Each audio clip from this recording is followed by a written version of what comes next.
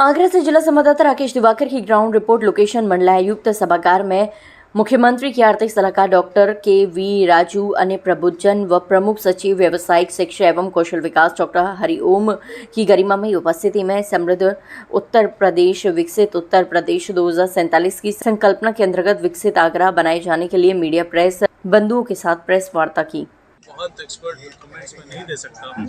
उसके certain restrictions हैं। ताज को लेके जो ताज मॉन्यूमेंट है वो रिस्ट्रिक्शंस लगे हैं। ज़्यादातर उद्यमी ये चाहते हैं कि उसमें थोड़ी सी फ्लेक्सिबिलिटी हो, बिल्कुल फ्लेक्सिबिलिटी हो, जिससे कि और उद्योग धंधे यहाँ पे आए। उसकी कॉल जो है वो एनवायरनमेंट डिपार्टमेंट को और टूरिज्म को इसको मिलके और ASI को मिलके लेना पड़ेगा, जिससे कि अर्थव्यवस्था भी कॉम्प्रोमाइज़ ना हो और ताज जो हमारा एक हिस्टोरिक और वर्ल्ड क्लास मॉन्यूमेंट है उसकी अपनी सुरक्षा भी कॉम्प्रोमाइज़ ना हो। तो अभी आपने ITI कॉलेजेस के माध्यम से कौशल विकास की ट्रेनिंग देने की बात की। आगरा में करीब 127 प्राइवेट ITI कॉलेजेस हैं कि सरकारी ITIs का एक नेटवर्क है, प्राइवेट ITIs का नेटवर्क है। प्राइवेट ITIs खोल लेते रहे हैं, लेकिन उनमें जो कैपेसिटी है उसके हिसाब से एडमिशन्स नहीं होते रहे हैं। तो वो मुद्दा यहाँ पे बहस का नहीं है जी।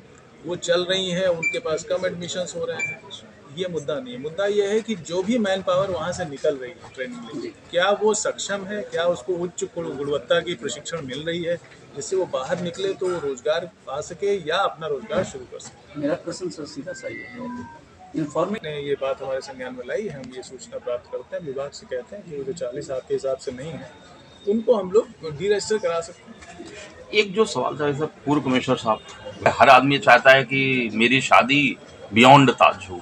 देखिए, ये सारे सुझाव बहुत ही ज़्यादा ऑफेंसिव कंटेंट अगर कोई आता है या ऑर्डर डिस्टर्ब करने वाला कंटेंट आता है तो सरकार का ध्यान जाता है उस पर। सरकार कार्रवाई करती है, लेकिन ज़्यादातर तो लोगों को खुद ही जानकारी नहीं कि जो कंटेंट वो डाल रहे हैं उसका मतलब क्या होने वाला है। लेकिन जो इस समय जो चल रहा है, जब तक मुझे लगता है इस पे या परसेप्शन का, ये दोनों का है। ये मोबाइल कैमरे का क्या है, आप अनट्रेंड हो, आप मजाक में कोई चीज़ खींच ले रहे हो, डाल दे रहे हो सोशल मीडिया पे, जो हमेशा घूमता रहता है। दूसरे ये है कि आप इंटेंशनल भी करते हो कई बार, तो वो दोनों में फ़र्क होना चाहिए कि कौन इंटेंशनल कर रहा है, कौन पूरी तैयारी के साथ एक ग्रुप बना के फिर उसको शेयरिंग भी हो रही है, उसको वो मैसेज वहाँ तक पहुँचाया जा रहा है। तो सोशल मीडिया को एक हेल्दी तरीके से यूज करने का एक डिसिप्लिन तो होना चाहिए। एक जो जैसे रील्स है जो ज़्यादातर देश जो अब सिविक सेंस वाले लेवल पे जो तरक्की कर चुके हैं वो कानून से नहीं नियंत्रित हो रहे हैं। वो समाज में एक अपनी कॉमन सेंस आ गई है, एक अंडरस्टैंडिंग आ गई, हमें क्या करना चाहिए, हमें क्या नहीं करना चाहिए। अब वो सड़क पे अगर दौड़ते हुए रील बनाए, उसको पता है कि यहाँ एक्सीडेंट हो सकता है, वो मर सकता है,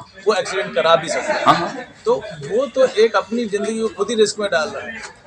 तो इसके लिए तो जनरल अवेयरनेस करनी है और हर किसी को ये ध्यान। अच्छा, ऐसे बच्चे भी आए जो ट्रेन के सामने खड़े होकर रील बना रहे हैं और